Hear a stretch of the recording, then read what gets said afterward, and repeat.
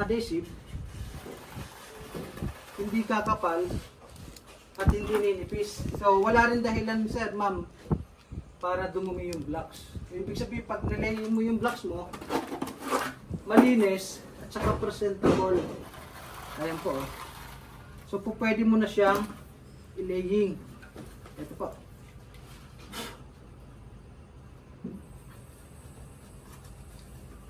So ginagamitan po natin siya ng mallet.